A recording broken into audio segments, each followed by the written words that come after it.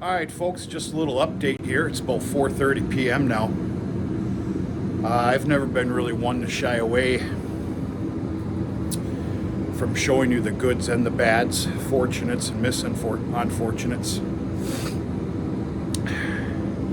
Of course, there's quite a bit of some stuff that you don't see for good reasons. Some things are private.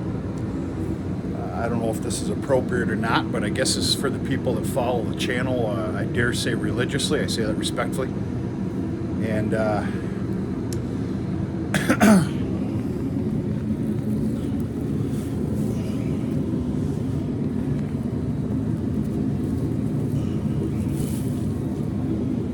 he ain't good.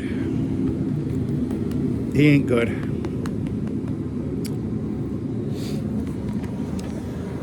Last resort was just practiced here. It's last resort for this farm, and I put a half a feeding, basically a quart tube fed. I don't believe that his little guts right now can handle any more than that. You couldn't pay me to put a full bottle in him.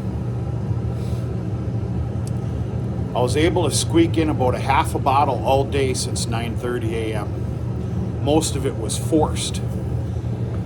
Now, when I say forced and not tubed, now I know this is going to sound elementary to a lot of you. I've been practicing this for a long time. What I'll do is I have a teat cover to one of the bottles that's got an extraordinary, because of me, top hole. Of course, I take my razor knife and I cut that crisscross 3 times larger than what it should be. And what I do is when there's a good opportunity, I'll give that bottle a good squeeze. Now, of course, the calf's got to be set a certain way. The head's got to be set a certain way for what I'm going to call an even flow down. But this isn't good. I'm going to go ahead and check up on him just to be a decent fella. I'm going to check up on him about 8 o'clock.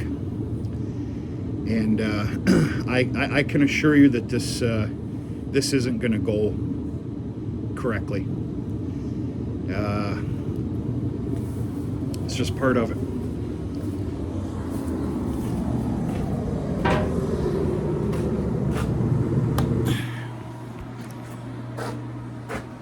I gotta leave the barn for a little bit, go do a yard check, pick up some hoses.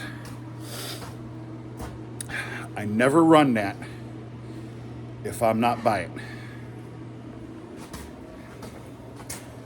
I'm making that very clear to all of you obvious commenters. Good Lord Almighty. Folks, all I can do is laugh after today a little bit, even if it's fake.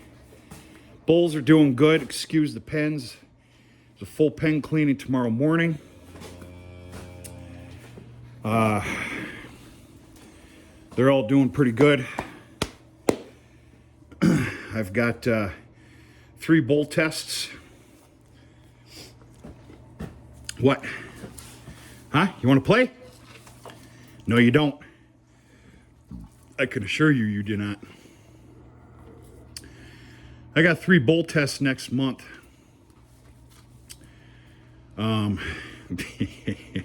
You're an idiot. Yeah, you're a good boy. You're a good boy. I'm going to join the neighboring bull test. It's been going on for years and years with my 3 older bulls that are outside. Just to, be a part of it, camaraderie, everything else. Not to mention to get 3 bulls out of the way. Trust me, that facility's a hell of a lot better than mine. But then,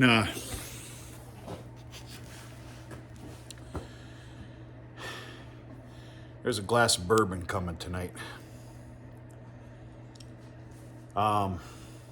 Then I've got my vet coming in, which I've reiterated this many times, who's got all the equipment now. And she's just a fantastic individual.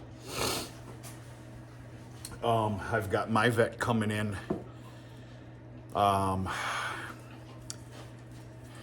towards the end of May for in 2 sittings. Because my facilities are not the greatest, it takes a little while. You got to get them out of here and everything else. I know what the limits are.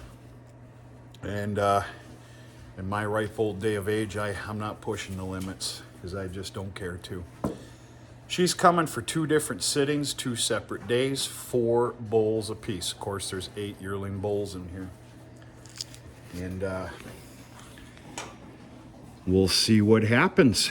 We don't live in a perfect world, but we're looking for a little bit of perfection. Right, buddy? As it stands right now, 3018 is available. I've handled everything on a private matter thus far. In fact, there's been no advertising. It's just kind of word of mouth, around the local area somewhat. 3018 is available. Once I do the tests, anything that's available and not spoken for until that point will obviously be put up for advertisement for sale. He's available. So is the red. And this guy right here, right? Oh, you didn't like that, did you? Well, yeah, too bad. Too bad. It's okay, I shake my head at you every day too. Meathead.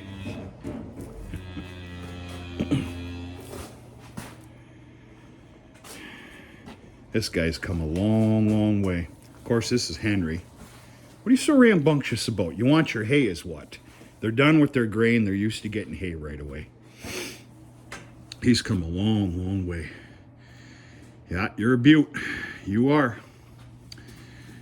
This was the latest born bull of last year. In fact, I was tempted not even to keep him because of the date. I did.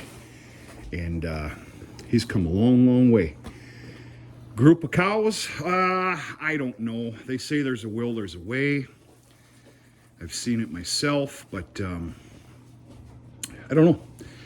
There's also multiple months left here before most people's breeding season. This good-looking son of a gun here, he's spoken for. I don't care if you think this is corny. I'm kind of proud of this. He's spoken for by a fellow YouTube subscriber here on this channel that's not too terribly far away from me. And this is all pending proper fertility tests. Now, this is that smaller bull, sired by a Conic, which is a hell of a bloodline. He's not spoken for yet. He could only serve a lot of heifers. That's the way it's going to be advertised, and I have a very good feeling I might actually be keeping him all of this year till next year. And we'll see what happens. If I do that, though, I'm going to keep him, because then I'll have 2 Iconics. Of course, that's where Henry comes from. 2 Iconics to run the herd. And I will keep Ruger as well. Ruger is, he's got that background of calving ease. He'll work the heifers and join the cows later. We'll see. That's it. Giving you a corny little update here of this recent funny farm. And I got a lot on my plate yet here. And we're going to talk to you sooner than later.